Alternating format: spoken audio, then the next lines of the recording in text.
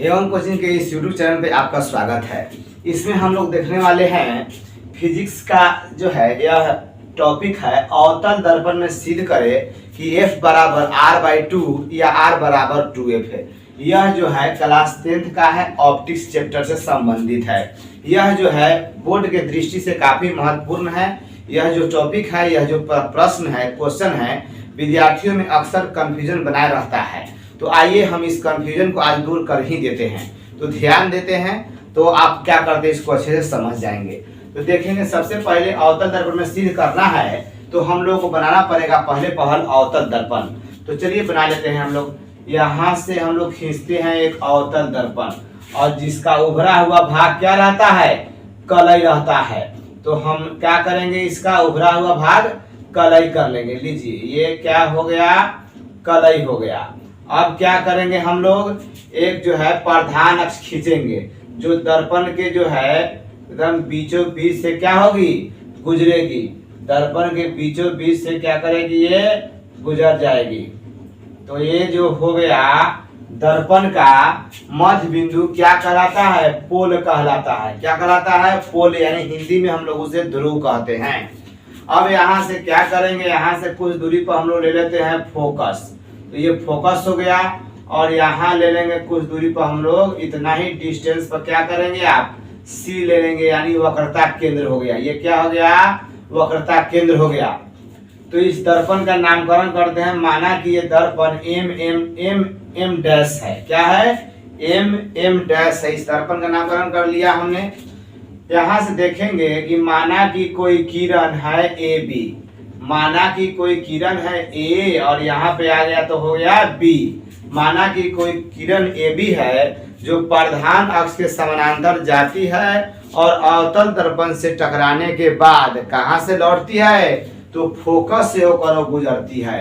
तो यहाँ से टकरा गई और यहाँ से इस सतह पर पड़ने के बाद यह किरण कहाँ से गुजरेगी, फोकस से होकर गुजर जाएगी। तो यहाँ से हम लोग क्या करेंगे, इसको फोकस से गुजार देंगे। लीजिए ये क्या हो गया, इसको थोड़ा आप डार्क हम क्या कर देते हैं, हम कर देते हैं ताकि आप लोगों को दिखाई दे सके।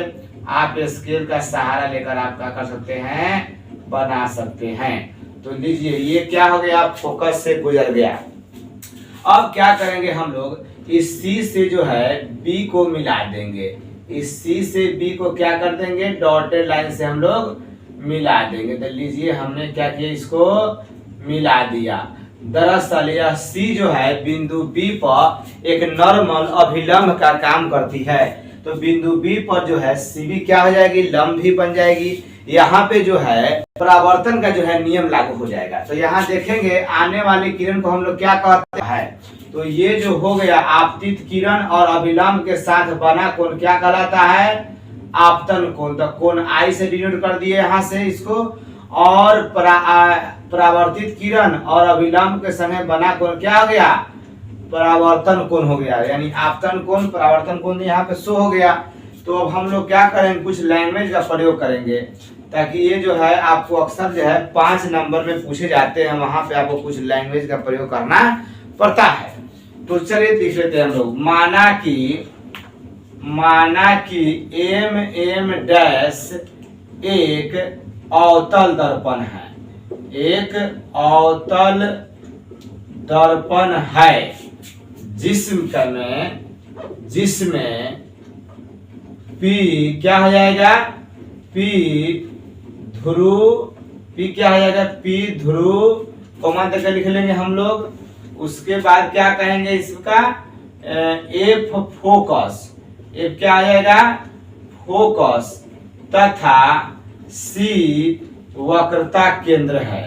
C क्या हो जाएगा, C वक्रता केंद्र है। इतना बात आप लोग जानते हैं कि एम डैश अवतल दर्पण का P क्या आ जाएगा, ध्रुव, F फोकस और C क्या हो गया, वक्रता केंद्र हो गया। इतना बात जानने के बाद अब हम लोग क्या करने वाले हैं, यहाँ से तो यहाँ फिर लिखेंगे चूंकि किरण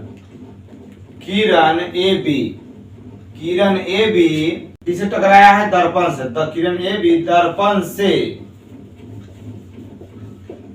परावर्तन के बाद फोकस F से होकर गुजरती है। तो यहाँ तक ये लैंग्वेज हो गया। अब ज्यादा लैंग्वेज लिखने की आवश्यकता नहीं है। यहाँ देख लेंगे फोकस और पोल के बीच की दूरी को फोकस दूरी कहते हैं। तो यहाँ से आप इसको यहाँ तक डिनोट करके दिखा सकते हैं। तो फोकस और पोल के बीच की दूरी को फोकस दूरी कहते हैं, और पोल और वक्रता केंद्र के बीच की दूरी को क्या बोला जाता है?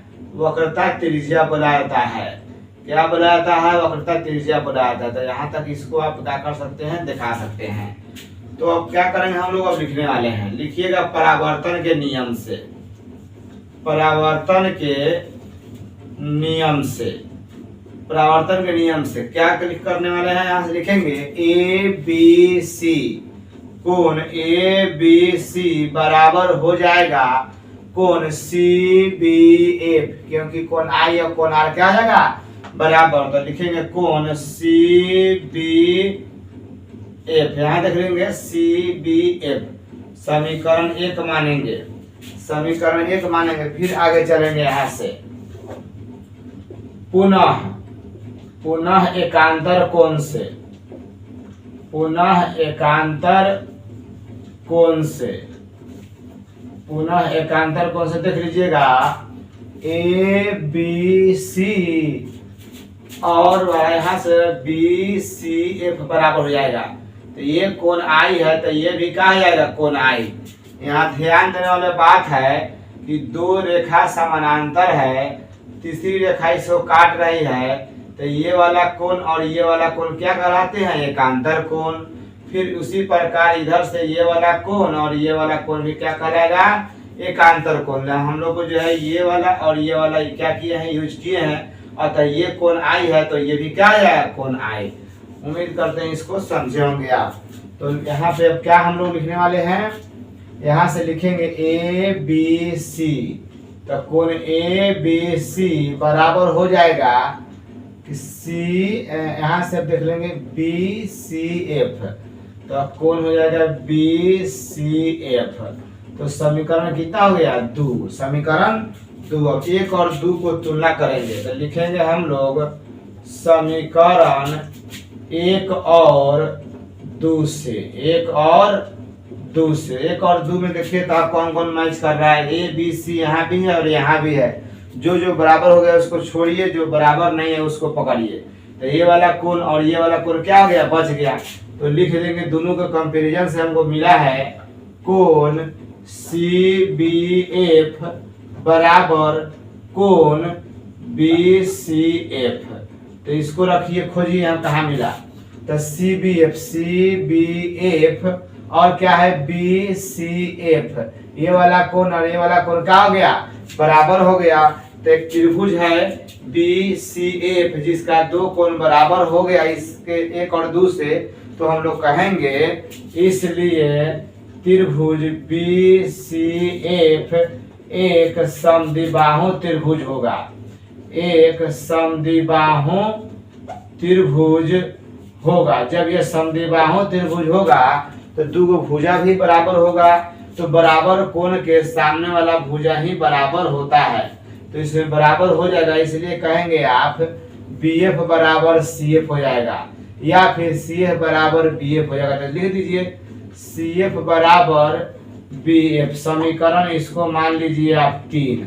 अब यहाँ ध्यान दीजिएगा, यदि बी पी के बहुत निकट हो जाए तो ये बी एफ पी एफ के बराबर हो जाएगा। यदि ये पी एकदम पी के निकट आ जाए तब तो हमको लिखना पड़ेगा यदि बी पी के बहुत निकट हो। यदि बी पी के बहुत ही निकट हो तो, जब निकट हो तो ये बी पी के करीब चला आएगा तो बी एफ बराबर पी एफ। तो यहाँ से लिख देंगे बी एफ बराबर क्या हो जाएगा? P F. तो हम लिखेंगे समीकरण 4। अब देखिए जो जो मैच कर गया है उसको छोड़िए, जो मैच नहीं किया है उसको पकड़िए। तो अतः इसमें बी एफ, इसमें बी एफ, या फिर ऐसे कहेंगे कि बी एफ के जगह पर क्या आ सकता है? C F. तो 3 और 4 से तुलना करेंगे हम लोग। फिर कहेंगे इसलिए समीकरण 3 और 4 से 3 और 4 से लिखेंगे क्या हम लोग, CF बराबर PF हो गया। या यहाँ से देखिए तो CF ये वाला CF और ये PF दोनों बराबर हो गया। यहीं पे इसको हम लोग लिख सकते हैं, ये वाला और ये वाला बराबर है, मतलब इस सौंसे क्या है, PC है, और PC में अगर 2 से भाग दिया जाए तो कोई भी टुकड़ा कहाँ जाएगा, निकल जाएगा। 2 से भाग देने का मतलब है 2 टुकड़ों में करना, मतलब PC/2।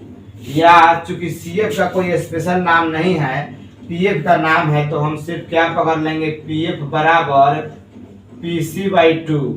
चूंकि PF क्या है, आपका फोकस दूरी है, जिसको हम लोग F से डिनोट कर रहे हैं, तो यहाँ से F हो जाएगा और PC पूरा क्या हो जाएगा, यहाँ पे R हो जाएगा, तो R/2। यही तो सिद्ध करना था, F बराबर R/2। या यहीं से देख लेंगे या करके, या R बराबर क्रॉस गुना कीजिएगा, 2 गुना F क्या आएगा, 2F। तो इस प्रकार से आपका ये साबित हो गया। तो ये रहे आपके अवतल दर्पण में F बराबर R/2। आप लोगों के लिए एक अलग वीडियो पुनः बना देंगे, जिसमें हम लोग उत्तल दर्पण में सिद्ध करके देख लेंगे F बराबर R/2। तब तक के लिए धन्यवाद, जय हिंद। मिलते हैं हम लोग अब अगले न्यू वीडियो में।